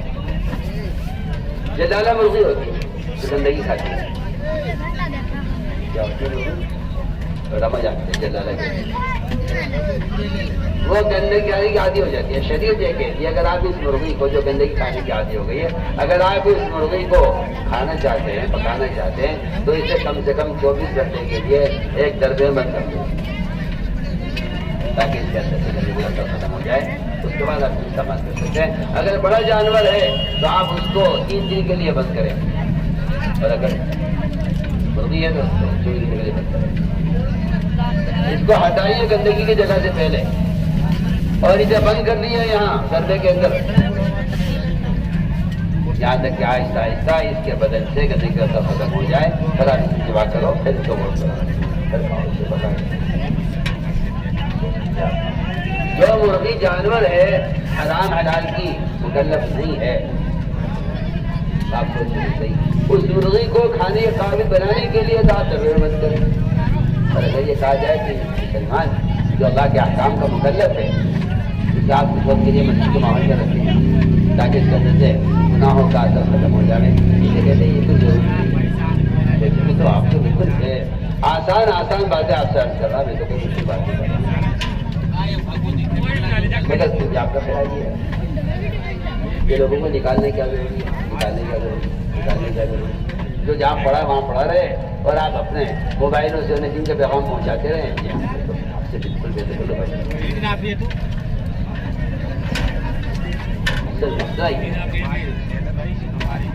من گناہوں کی عادی ہو گئی ہے. اس عادت کو چھڑوانے کے لیے اللہ حفاظ فرمائے جو لوگ شراب کے عادی ہو جاتے ہیں ان کو اسپتالوں میں رکھا جاتا ہے قید کر کے، تاکہ ایک عرصے تک یہ شراب نہ پیے. ان کے بدن میں جو شراب کے اثرات ایسے داخل ہو چکے ہیں کہ وہ مجبور کرتے ہیں شراب پینے پر. ان کی عادت کو چھڑوانے کے لیے ان کو بند کر کے رکھا جاتا ہے. میں کہتا ہوں کہ اسی طرح جب آدمی خدا نہ کرے گناہوں کا عادی ہو جاتا ہے تو اس کا بدن ان گناہوں کی وجہ سے اتنا ان کا عادی ہو جاتا ہے گناہوں کا کہ وہ عادت چھوٹتی نہیں ہے جب تک اس کو اس ماحول سے نکال کر ہم اس ماحول میں لائے.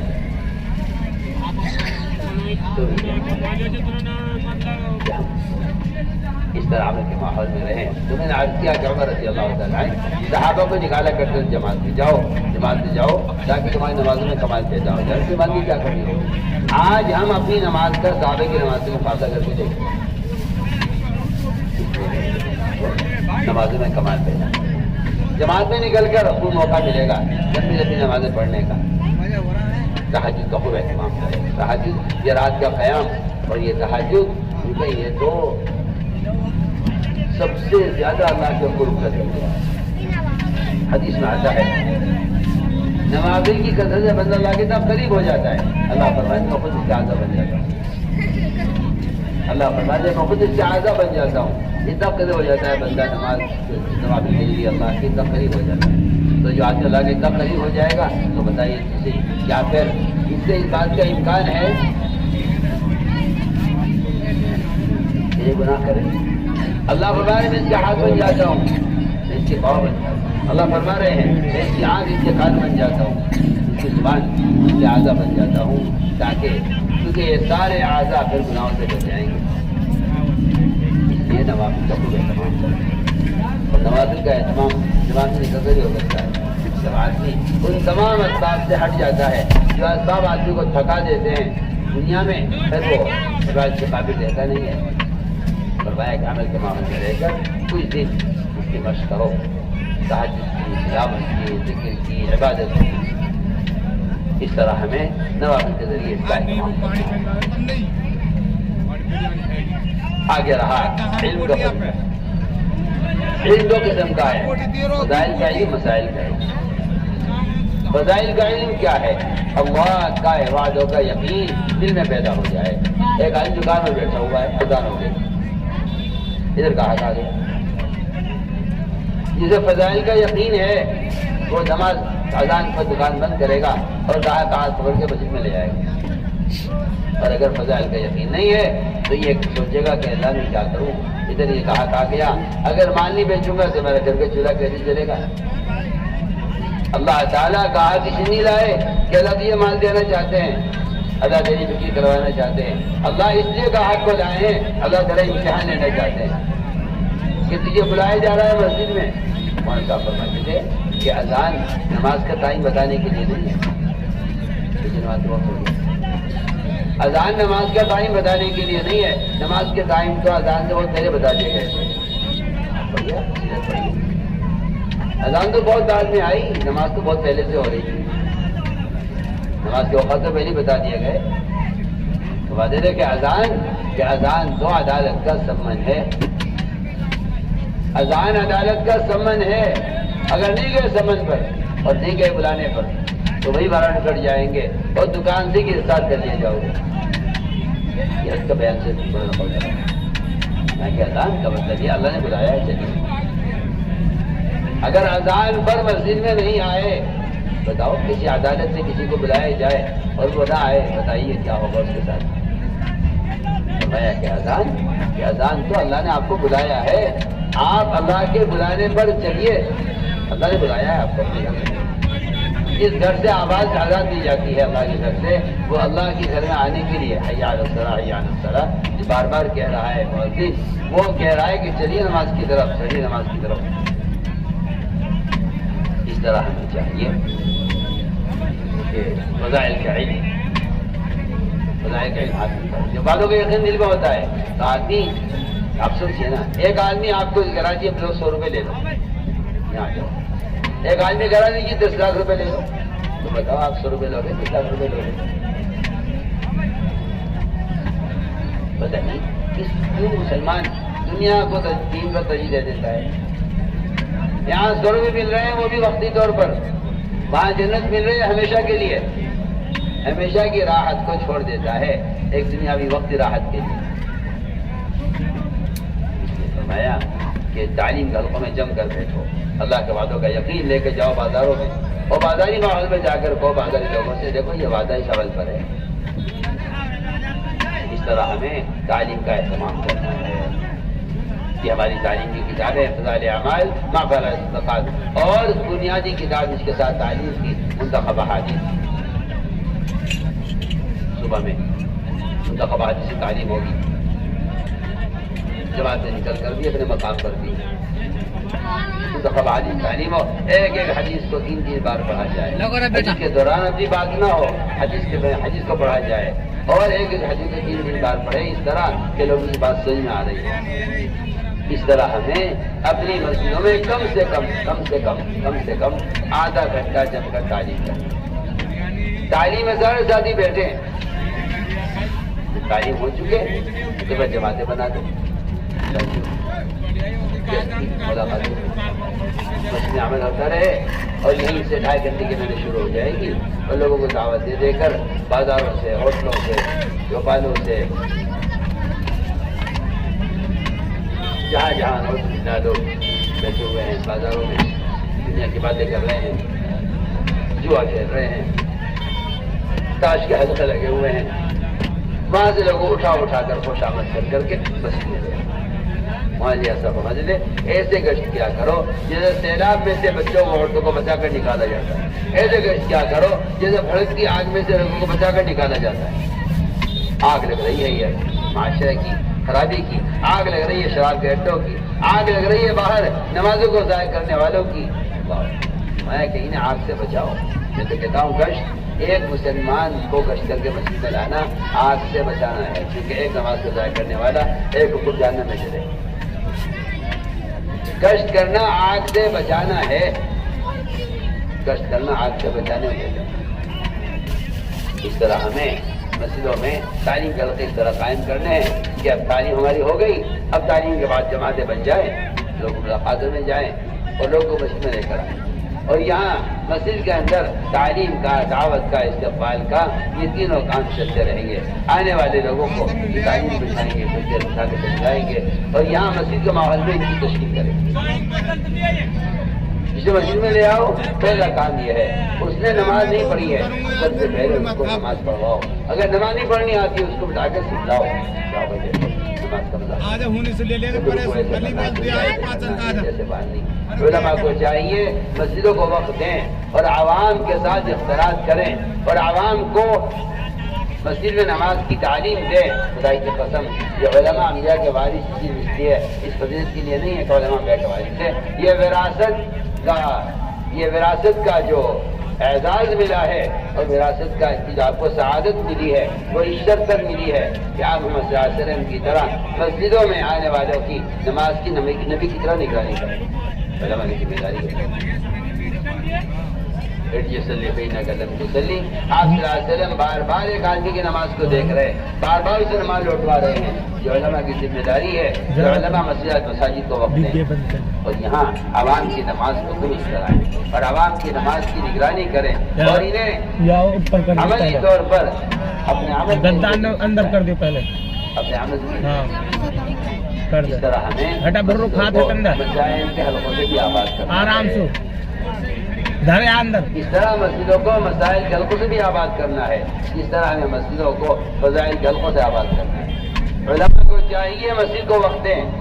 دیکھیں حضرت فرماتے رضی اللہ تعالیٰ عنہ کہ شرافت انسانی سے کون سے کام یہ بھی ہے کہ ہر مسجد میں علماء کی ایک جماعت ہو جو مسجد کے اندر مسائل کا حلقہ قائم کرے اور آنے والے عوام کی ضرورت کے اعتبار سے، جس طرح ایک آدمی کلینک میں رہ کر اور جو ہے ڈاکٹر کی دکان پر آنے والے مریضوں کا حال کو دیکھ کر ان کے لیے دوا تجویز کرتا ہے، اس طرح علماء مسجدوں کو وقت دیں اور عوام سے اختلاط کر کے عوام کی دینی ضرورت کو خود پورا کریں۔ یہ ہے اصل تربیت کا اور تعلیم کا اصل طریقہ، مسلم طریقہ یہی ہے۔ کوئی آپ رواجی طریقہ لے آئیں اور کہیں کہ اس طرح بھی ہو سکتا ہے، آپ کا اپنا خام خیال ہے۔ یہ محمد صلی اللہ علیہ وسلم کے طریقہ تعلیم سے ہٹا ہوا نظام ہے جس میں تعلیم کا، تربیت کا، ہدایت کا کوئی وعدہ نہیں ہے۔ میں بالکل آپ سے بے دخل ہو گیا۔ تعلیم کو لاؤ نبی کے طریقے پر، اس کے طریقے کی شرط یہ ہے کہ عوام اور علماء جمع ہوں، عوام علماء کی صحبت میں رہیں اور مسجد جماعت میں رہ کر علماء کے عمل سے علم حاصل کریں۔ اس طرح ہمیں مسائل کا علم حاصل کرنا ہے علماء سے۔ مدارس قائم کرو ہر جگہ اور ذاتی قبولی کوشش کرو کہ ہمارا وہ پاکیزہ مال جو زکوٰۃ دے کر پاک کیا ہے ہم نے، یہ پاکیزہ مال دین کے شعبوں پر، مکاتب پر، مساجد پر، مدارس کے قائم کرنے پر اس پر خرچ کرو۔ اس طرح ہمیں ہر جگہ مدارس کے قائم کرنے کی بھی کوشش کرنی ہے اور اپنی اپنی مسجدوں میں وہاں کے مقامی علماء سے کہیے کہ آپ مسجد کو وقت دیجیے تاکہ آپ سے ہم نماز سیکھیں، ہم آپ سے وضو کے فرائض سیکھیں، ہم آپ سے وضو کا طریقہ سیکھیں۔ اسے چاہیے کہ یوں نہ کہہ دیں عالم کے جاؤ وہاں سے بازار سے کتاب لے کے سیکھ لو وضو، جو کوئی طریقہ نہیں ہے تعلیم کا۔ آپ کو اعتراض ہو تو ہوا کرے، مجھے اس کی کوئی پرواہ نہیں ہے، لیکن میں آپ سے کہنا چاہتا ہوں کہ آپ خداد عوام کو جاؤ کتاب لے کے سیکھ لو، یہ کوئی طریقہ ہے؟ یہ کوئی طریقہ ہے؟ آپ صلی اللہ علیہ وسلم فرما رہے صلو کما رأیتمونی اصلی، بھائی نماز دیکھ کر نماز پڑھو، علماء کی ذمہ داری ہے۔ تو علماء رکوع کر کے دکھلائیں، سجدہ کر کے دکھلائیں، قیام وقف کر کے دکھلائیں، علماء عوام کے ساتھ وضو خانے میں وضو کر کے دکھلائیں۔ یہ طریقہ تعلیم کا، یہ طریقہ سنت۔ آپ رواجی طریقوں کو سنت کے مقابلے میں لا کر سنتوں کو مٹانے کی کوشش نہ کریں۔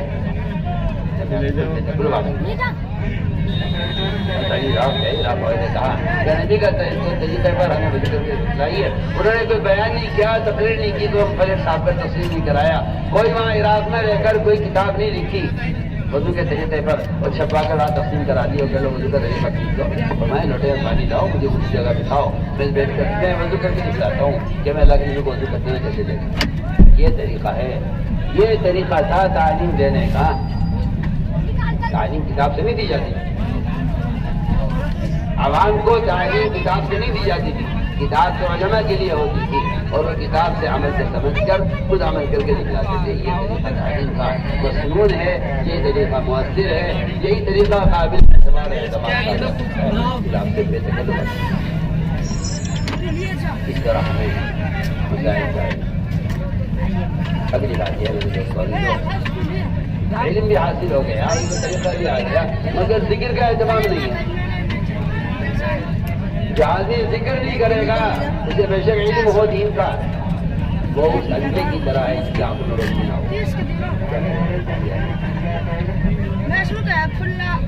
جو آدمی جانتا ہے لیکن اچھا ہے ایک قدم نہیں اٹھا سکتا، آدمی کو معلوم ہے گھر کا اپنے گھر کا نقشہ معلوم ہے، اچانک لائٹ چلی جائے یہ گھر میں کھڑا رہ جائے گا یا قدم نہیں جا سکتے. کمرہ کدھر ہے، دروازے کدھر ہے.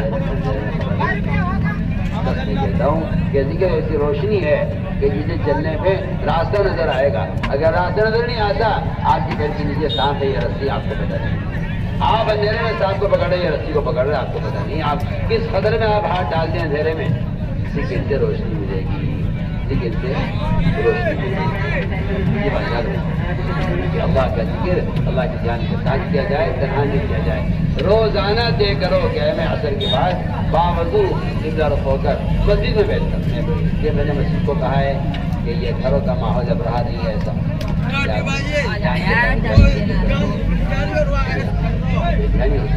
ایسا فرماتے تھے اللہ کے دھیان کے بغیر ذکر کریں ایسی بے ادبی ہے جس سے دلوں میں سستی غضب پیدا ہو. جب ذکر کریں تنہائی میں کریں، زبان کو دل کے تابع کریں، اللہ کے زمانے کی پوری کوشش کریں.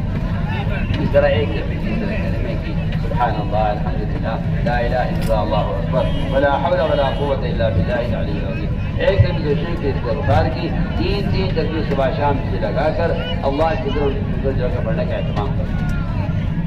تمام اذکار میں افضل ذکر قرآن کی تلاوت ہے.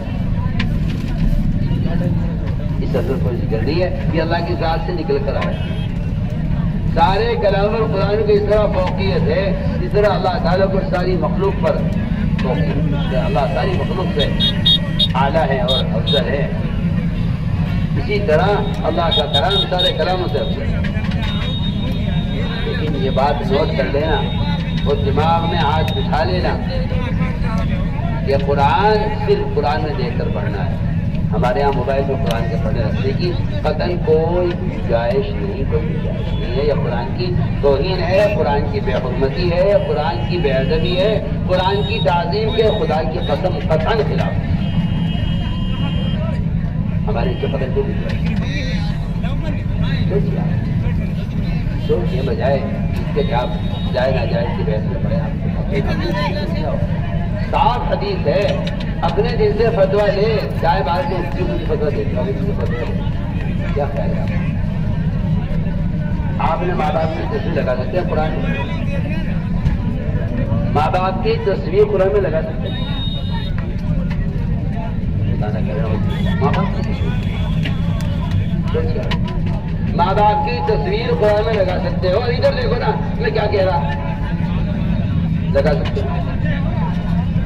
کوئی دکھا دے مجھے قرآن دنیا میں پہلا آدمی نے اپنے ماں باپ کی تصویر باپ کا ادب سامنے ایک ادھر کے جو ہے جس پر ماں باپ کی تصویر ماں کی تصویر قرآن میں لگا رکھتے اور سینکڑوں ننگی تصویروں میں گندی فلموں میں آپ قرآن رکھے ہوئے اس کا اس قابو کو روشنی.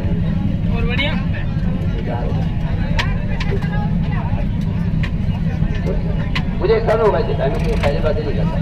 مجھے موبائل دکھ رہا ہے، آدھے موبائل پر صرف آ جاتی، آدھے موبائل پر ایک ننگی تصویر رکھتی.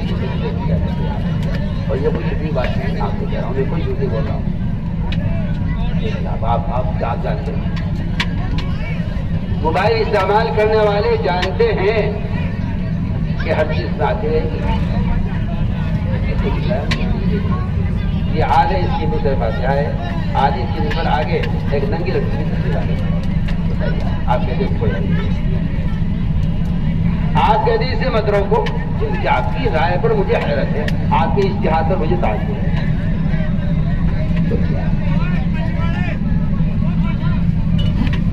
لیکن تبدل چاہتا ہے جائز چیزوں سے، بیوی کو، بچوں کو، ماں باپ کو، سب کو چھوڑ کر آگے ذکر کریں، اللہ کے ساتھ کرنا ہو جائے. بتائیے آپ جب جائز چیزوں سے ذکر تبدل کا حکم دے رہا ہے تو بتائیے جیسے ان اعلیٰ تلاوت علم سے قرآن کی تلاوت کا کیا جو ہے؟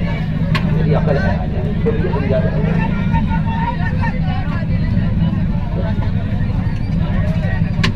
ذکر جائز چیزوں سے تبدل کا حکم دے رہا ہے کہ پوری طرح کٹ جاؤ جائز. ایک سامنے بچہ معلوم کیا کہ وہ میں قرآن کی تلاوت لگاؤ یا اس کے درمیان جائے کہ بچہ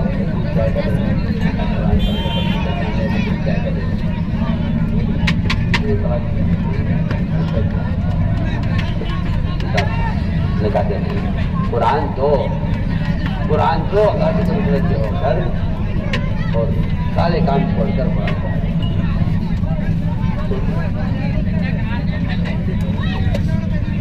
آپ ہاتھ موبائل لے کے بیٹھے ہیں جس میں قرآن کر رہے ہیں دیکھنے والے کہتے ہیں مجھے صاحب سے دیکھو قرآن موبائل لے کے اگر ہم کر رہے ہیں تو کیا رہے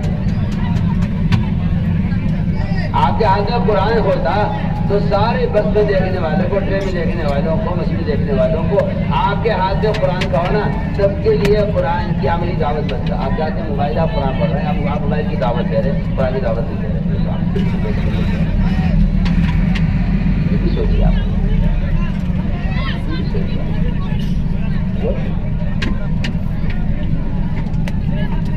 جائز نہ جائز علما جائے.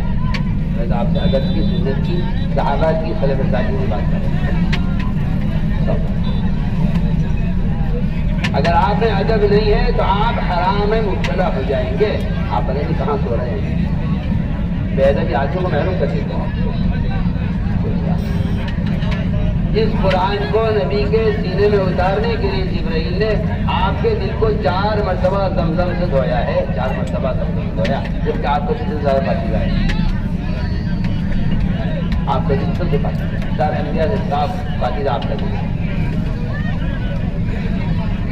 پھر بھی جبرائیل نے 4 مرتبہ چاہ کیا آپ کے قلب کو اور زمزم سے اس کو دھویا ہے. تو قرآن کو اتار کے آپ اسے گندے موبائل میں اتار کے کہتے اس کی کیا حال ہے.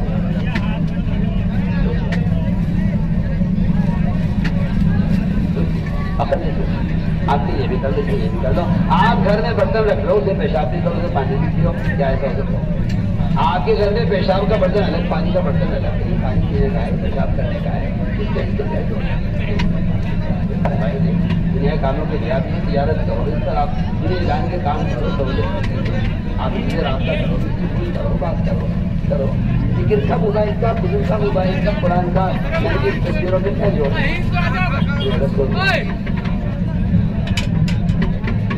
اور آپ کے کوئی حرج نہیں.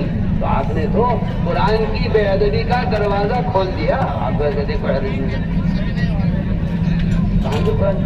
قرآن کی تعلیم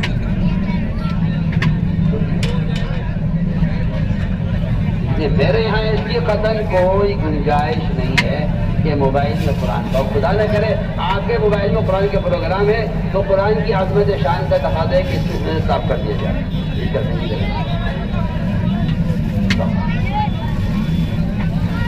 ہمارے اس کی قدر نہیں. ہماری جماعتوں کو میں خاص طور پہ کہہ رہا ہوں ہمارا قدر کی کوئی گنجائش نہیں ہے. ہمارے یہاں کوئی گنجائش نہیں. آپ کو دن کیا کہتے ہیں؟ آپ کو دن کیا کہتے ہیں؟ مثال دے چکا ہوں. اپنے والدین کی تصویر آپ قرآن میں لگانا اچھا نہیں سمجھتے تو سینکڑوں ننگی فلموں میں قرآن کیسے آپ کو اچھا لگتا ہے. آپ خود ہی بتائیے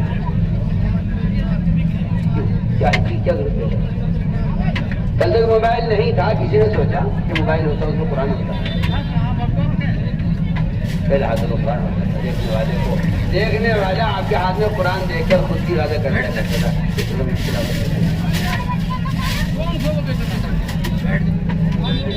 آپ طرح کے بدل میں ضرورت نہیں ہے اور کہ میرا جانا میرا جانے میں کیا کر رہا ہوں. دیکھنے والے جانیں گے کیا شراب پی رہے ہیں. آپ لاپ اپنا کھائیے. آپ نے اپنے آپ کو خود شرابی ثابت کیا ہے. اگر جب اس میں ضرورت دے رہے تھے تو آپ جانے آپ کا اللہ جانے. یہاں اللہ کے آپ کو جاننا کافی نہیں ہے. یہاں مخلوق کا جاننا بھی ضروری ہے کہ مخلوق آپ کو شرابی کہے تو آپ کو ناراض نہیں ہونا چاہیے اور لوگوں کو یقین کر لینا چاہیے کہ ہاں یہ شرابی آدمی کا آدمی شراب کی بوتل ہے. میں آپ کو مثال دے رہا ہوں. اس لیے اس کی کوئی ہمارے ماحول میں قطعاً کوئی گنجائش اس کی ہمارے یہاں. سفر میں آپ ٹرین سفر کا قرآن کا سفر میں ساتھ ہونا خود اللہ کی مدد کا ساتھ ہونا. قادسیہ کی جنگ میں صحابہ کی مدد قرآن کی وجہ سے ہوئی ہے. بڑھیا میدان قتال میں اللہ نے قرآن کے ذریعے مدد. اس لیے ہم آگے چلتے ہیں. اس طرح ہمیں قرآن کو صحیح کرنے کے حلقے لگانے ہیں. دو آئے تھے ویڈیو بن رہی ہے. جماعت کے ہوتے ہیں ایسے لوگ جنہیں قرآن پڑھنا نہیں آتا. آپ انہیں روزانہ دو آیتوں کا ایک آیت اور ان سے بار بار سنتے رہے اور جب ہو جائے تو اگلے دن اگلی آیت کا سبق دیں. اس طرح ہمیں ایک ایک آیت ان عوام کو دیہاتیوں کو جن کی زبان چڑی ہو گئی ہے اور حوصلہ نہیں ہوتے. آپ کوشش کریں اس بات کی ہر جماعت میں ایک قاری ہونے چاہیے جن کو مسائل بھی سکھلائے اور ان کو قرآن کی تعلیم حضور اچھا قرآن پڑھنے والے کو جماعت کا عالم بنا دیا کرتے تھے. صرف اس لیے کہ ان کے ذمہ ہے کہ انہیں قرآن پڑھائیں اللہ تعالیٰ. اس طرح ہمیں قرآن سیکھنا ہے. قرآن سیکھنا فرض ہے کیونکہ نماز میں پڑھنا لازم ہے اور جو قرآن سیکھنا ہر کسی میں فرض ہے جس سے نماز درست ہو جائے. اس طرح ہمیں مصنون دعاؤں کا بھی اہتمام کرنا ہے. مصنون دعاؤں کا بھی اہتمام کرنا ہے. مصنون دعاؤں نے قبولیت کے راستے دیکھے ہوئے ہیں. صبح شام کے احتیاط کا اہتمام تلاوت کا اہتمام اور اس طرح مصنون دعاؤں کا اہتمام اتنا اہتمام کریں اس کا کہ ہمیں دعاؤں کے ذریعے سے کامیابیاں نظر آنے لگیں. میں دعا میں لگے ہو کیونکہ دعا مانگنا اللہ کا حکم ہے. کوئی چیز ملے یا نہ ملے بیٹھ جا پیچھے موسم دعا مانگنا اللہ کا حکم ہے. نماز پڑھنا اللہ کا حکم ہے. کامیابی ملے نماز سے یا نہ ملے میں تو غلام ہوں اور غلام کو تو آقا کی بات پوری کرنی ہے.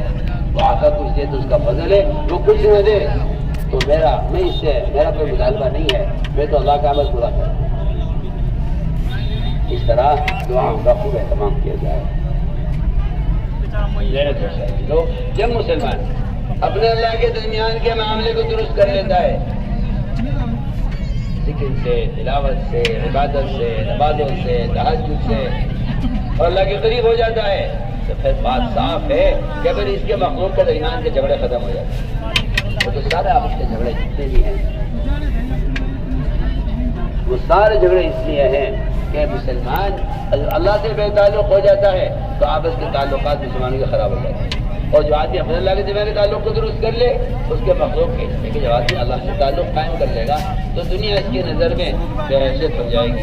پہلے اس کی ہمت نہیں ہے کہ کسی کا مال قبضائے, کسی کی دکان قبضائے, کسی کا مال چرائے, کسی کا حق مارے. جی ہاں, کیونکہ اللہ سے تعلق ہونے کے بعد بندے کے اندر آخرت کا فکر پیدا ہو جاتا ہے. تو جو آدمی اپنے اللہ کے درمیان کے معاملات کو درست کر لے اللہ اس کے مخلوق کے درمیان کے حالات کو درست کر لے. اس طرح میں جو کہ اس کی مشق بھی اکرام کی مشق اللہ کے راستے میں نکل کر رہتی ہے. فرمایا حضور اکرم صلی اللہ علیہ وسلم نے ایک صحابی سے فرمایا کہ اللہ کے راستے میں نکلا کرو اپنی قوم کے علاوہ کرو. یا سموع غیر قوم یحسن خلقا کہ اب اللہ کے راستے میں نکلو اجنبیوں کے ساتھ. اب جماعت میں نکلنے کو ہاں یہ میرا دوست ہے, یہ میری